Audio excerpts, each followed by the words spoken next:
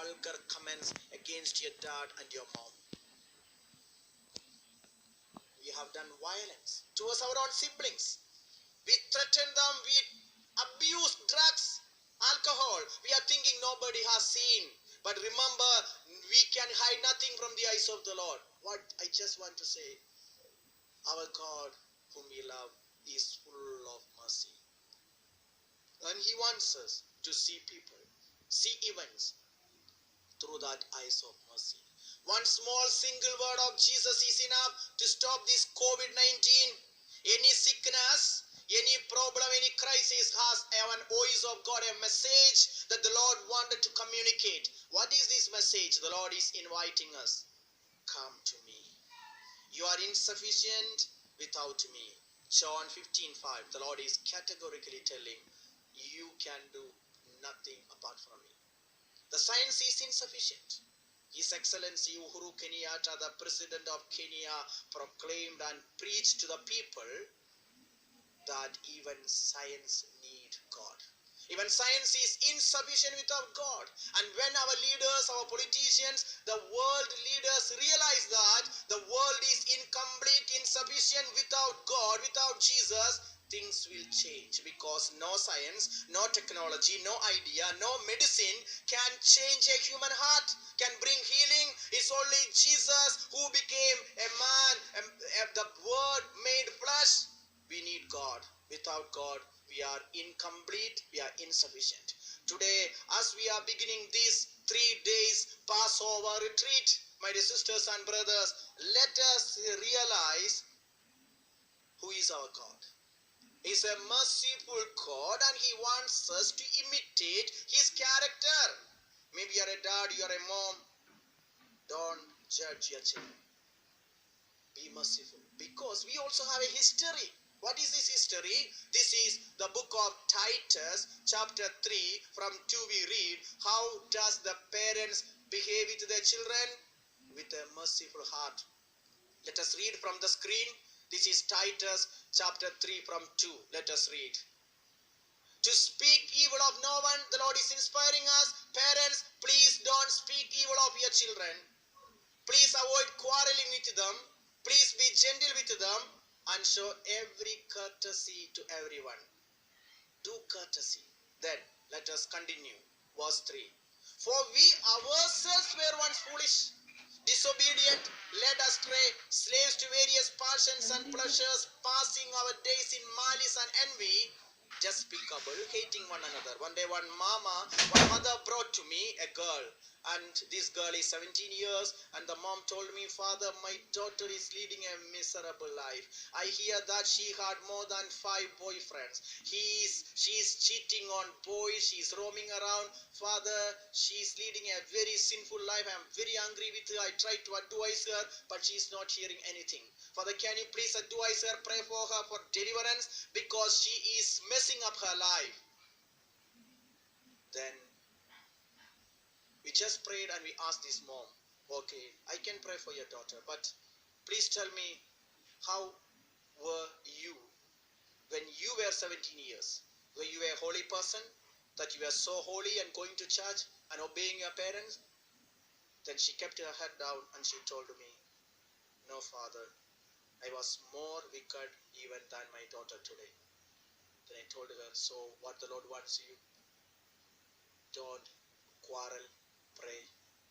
The prayer of a mother can change your daughter. You repent yourself and you pray for God's mercy, and God will show mercy.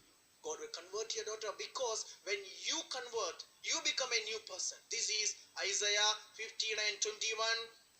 This is the most powerful and a very unique special word of God.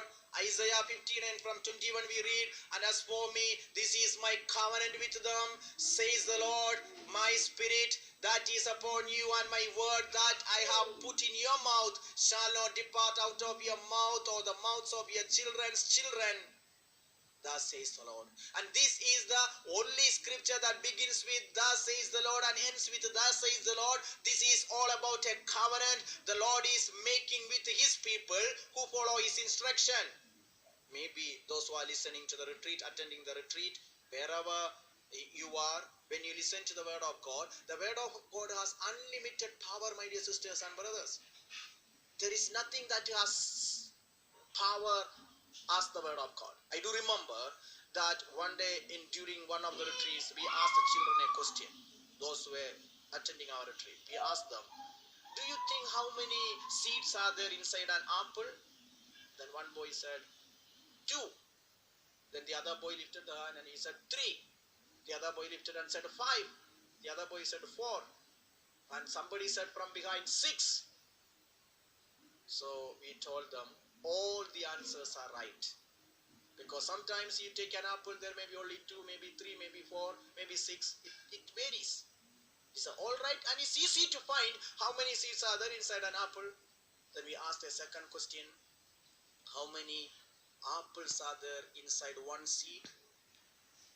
They could not give an answer because they said plenty, uncountable, unlimited, unimaginable fruits in one seed.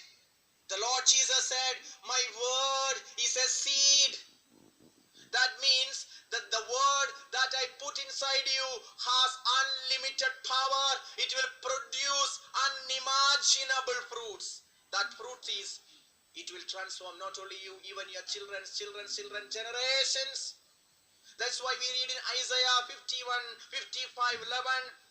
Isaiah 55:11, so shall my word be that goes out from my mouth. It shall not return to me empty, but it shall accomplish that which I purpose and succeed in the thing for which I send it. When you listen to the word of God as a dad, as a mom, as a father, as a mother, as a grandfather, as a grandmother, when you receive the word of God inside you, it has unlimited power. It can even transform your child, your son, your daughter, wherever they are. They may be in drug abuse, they may be in alcoholism, they may be in adultery, in fornication, addicted to pornography, addicted to cell phone, addicted to computer games, whatever, wherever they are. If you as a mother, if you believe, at 16:31 the Holy Scripture says, if you believe, you and your family will be saved. Remember, believe on the Lord Jesus, who is merciful, who is compassionate. Is a God who is waiting to show mercy to us, waiting to show mercy to your children, not to punish them, not to destroy them, but to rebuild them. Because the name of our Lord is a restorer, is a rebuilder. He came to redeem us. He did not come to punish us. He came to save us. That's why his name is Savior. His name is not Destroyer. He is not a deceiver. That's the name of the devil. He said, John 10:10, I have come so that they may have life and life in abundance. So what we need to do, we have to believe in him. If we believe, his character will come upon us. His nature will come upon us. He will rebuild us, rebuild the families and lives. I do remember this incident that took place in Kenya, Nairobi. A mama came all the way from Mombasa to attend a retreat in Nairobi. Those days, it takes 10 hours journey from Mombasa to Nairobi. These days is just 4 hours because of the SGR, the super railway system that is being started. Now those days she used to come and attend all the retreats. Her problem was her son. She was a single mother. She had a son 19 years. And this son, he was, instead of going to the university, he was going to the pubs and to the clubs. He used to drink. He was an alcoholic. He was a drug abuser. And he started to live with an old woman who is older than her. He abandoned even the faith. He was a Christian, but he left his faith and living with a woman who is a non-Christian.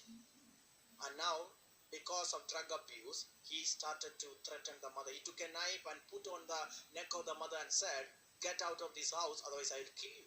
The mother got frightened. She had nowhere to go. She asked the advice of her friend, and the friend took her to our Vincentian prayer house in Nairobi to attend a retreat. We have continuous retreats with a lot of fear from her own son. She came for the retreat. She attended several retreats, and one day she came for sharing, for the counseling, and she started to share her problem. She said, Father, I'm a single mother, I have only my son. I started to live exclusively for my son. I gave everything. I even sold my property to send him to the university. But it's so late I came to know that he was under the grip of alcohol. He's abusing drugs. and he is living with a woman whom I did never know, who is older than her, and now he is a slave, he is a captive. I asked her, do you believe? Do you believe in Jesus? Then she told me, Father, I'm a Christian. I told her, I did not ask you whether you are a Christian or not. Jesus is not a Christian. He is the God of all creation. He has no religion. The Christians are the biggest headache of Jesus because they just think that Jesus is the God of Christians. No, he is the God of all people. When Jesus was born, there was no Christians. When he was dying, there was no Christians. Romans 3:29, the Jewish people thought that Jesus is a Jew and he came to save the Jews. And Jesus, and through Saint Paul, the Lord revealed, oh, is God the God of Jews only? Is God the God of Christians only? Is he the God of Christians or the Catholics only? Is he not the God of Gentiles also? Is he not the God of Muslims, Hindus, Parsis, Jains, and all kinds of people? Yes, of Gentiles also. We should know is when we come to know that the Lord Jesus has come to this world to save the whole humanity. Our life is going to change. And we told her this, Mama from Mombasa, remember your Lord is the God who can save everyone, even your son. Then she told me, Father, but my son, he does not believe in Jesus. He no more goes to church. He is not believing in Jesus. He is a drunkard. He is a drug abuser. He is into gambling. He is living with an old woman older than her. Then we told her, Isaiah 49:24. We should never forget this powerful word of God. The Lord revealed to this desperate mother who was so confused about the life of her son, and the Lord told, can the prey be taken from the mighty, or the captives of a tyrant be rescued? Do you think that your son, who is a prey, who is a victim for alcohol and drug abuse, can he be rescued? Verse 25, we read, but thus says the Lord, even the captives of the mighty shall be taken, and the prey of the tyrant be rescued. For I will contend with those who contend with you, and I will save your children. The Lord promised her, I will save your son. Though he is a captive to an old woman, though he is a slave to drugs and alcohol or gambling, I will save if you believe in the Lord Jesus. If you as a mother believe in the Lord Jesus, not just you, even your son who is in Mombasa far away, the Lord will touch and heal your only son. Then she asked, Father, now what can I do? We explained to her, you just have to claim faith. We asked her to pray the Apostles' Creed. I believe in God the Father Almighty, the creator of heaven and earth. You claim, this is Jeremiah 30:27, I am the Lord of all flesh. Is there anything too hard for me? I am the Lord of all flesh. That means I am the God of even those who do not believe in me. Those who are not even Christians. I am the Lord of all people. Is anything too hard for me? We asked her to claim the Apostles' Creed daily 5 times for 1 month every day. She started to pray.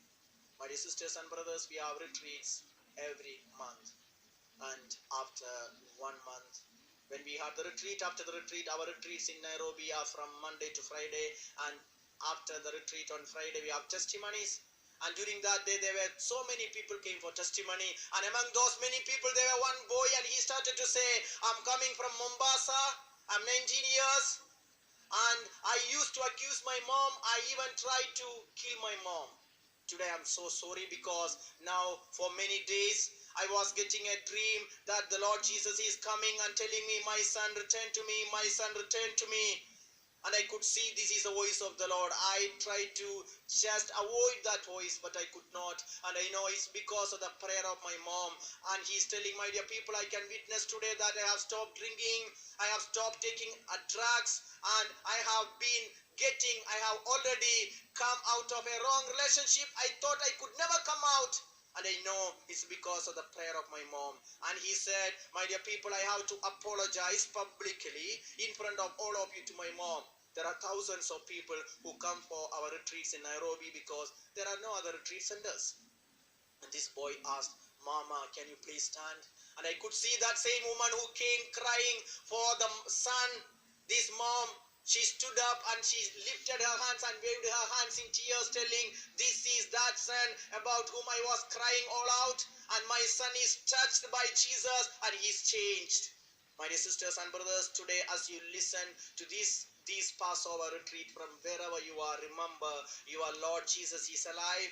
This same Jesus who touched this mom and converted her only son, who was in captivity, into a slavery of sin and Satan, through the prayer and the faith of the mom, the merciful God set him free. Remember, the Lord is waiting to set everyone